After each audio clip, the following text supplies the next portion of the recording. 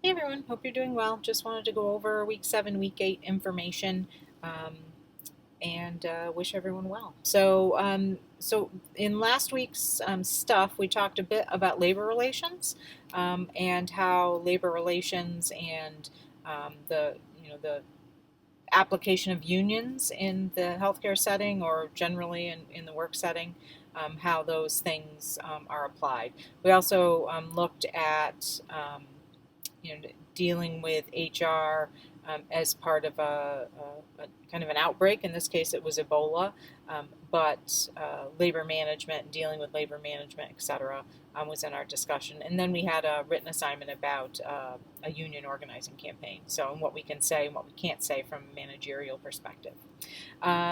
This week, remember that this week is over on Friday.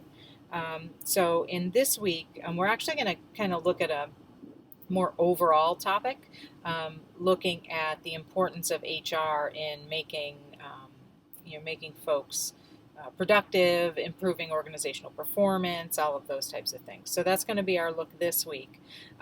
We do have a discussion, which is a discussion with points associated. We also have a quiz, as normal. We have a second discussion, which is feedback about the course. It's optional, so don't feel like you have to. You need to add information in there, but it's not in lieu of the survey that you get from RMU either. But we use these to improve the course moving into the future.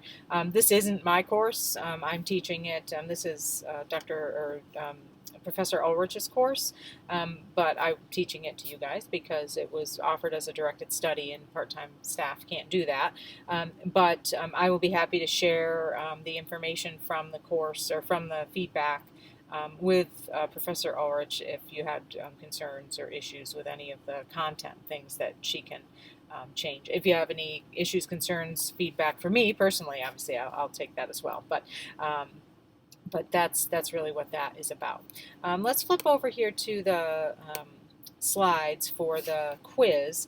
Now I did give everyone back 2 questions. One was it was about the NLRB, and I gave that back because the answer in the quiz itself was wrong. So it was just I think it was a true false, and the wrong option was marked. So I just went in and correct that. So that gave everyone a point back. I also gave this one back because honestly everyone got it wrong. But I wanted to explain a little bit as to why the answer was what it was. So the question was, why do employees seek to form unions? So employees are treated fairly. Now, if employees are already treated fairly, they're not likely to seek to form a union. Employees are spoken to openly and honestly. Again, if they're already doing that, they're not likely to seek to form a union. Employees are provided with salaries and benefits that are comparable to local competitors. Again, probably not going to form a union if you're receiving appropriate compensation. Employees are given minimal responsibilities. This is the one of these 4 that would fall into that. So you may think, why? What does that have to do with anything? Well, one of the reasons that employees will look to have the protection of a union is when they feel that they are insecure in their job in some way. So an employee that is only given minimal responsibilities, they likely have some job insecurity because someone could come along and say, well, why do we even have this person? They're not doing anything, or we can just combine that person's work with someone else. So an employee being given minimal responsibilities is really a point of pain for employees in general. And not something that we would want, and a reason that we might seek to form a union to protect our job in the long run. So those 2 you got back, you'll see that. One of them you'll actually see that the grading was changed. The other one you'll just see a point assigned for it. This question, individuals who are approaching termination for cause should be allowed to resign in lieu of discharge. This is false. And the reason this is false is that you don't want it, it may, as a manager, especially if you if this is somebody that personally you really like, they're a nice person, and you don't want to damage their reputation moving forward, you may think, oh well, we'll just let them resign. Then it'll appear more clean on their resume. If they're asked if they've been terminated, they'll be able to say no. A lot of applications ask that question: have you ever been terminated from a position for cause? So you may think, well, gosh, yeah, we should allow people to do that, but we really shouldn't. If you have a termination for cause, you really should not allow them to resign, mainly because that can ultimately result in a cadre of lawsuits that they could bring against the organization, saying maybe that they were bullied into resigning, they were being discriminated against, all these different things. Whereas if you have clear documentation of the reason they were being terminated for cause, they did not improve in whatever areas that you wanted them to improve in, and then you terminated them, it's very clean and clear, and that would be the appropriate way to go. Next question, which statement about unions is least accurate? So a union can realign communication relationships, that's 100% true. Without a union, communications can flow directly between managers and employees, again, true. And I'll go to the last bullet. Unions often have their own agendas that are not consistent with an organization's goals, 100% true. But the one that is least accurate is this third one. Unions do not change channels of communication. They really do. When you think about an employee-employer relationship, you're the manager and you have subordinates. That relationship is there. Now, I'll just share my experience because I am actually a union member. I'll share my experience at RMU. So my supervisor is currently George Semich, who is the acting department head of our department.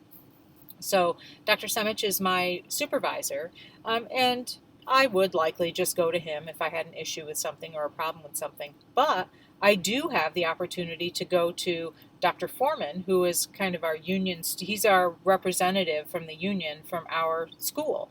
So I could go to Dr. Foreman, Steve Foreman, and say, hey Steve, I'm really uncomfortable with this particular situation.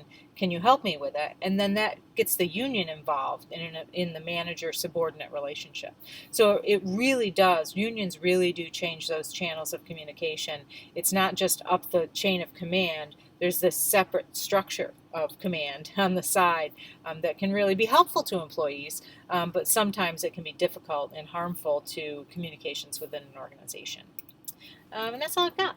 So those are our, that's what we have from last week. If you have any questions for any other of the quiz questions from last week, please let me know. If you have any questions on any of the material or anything I can help with, again, let me know.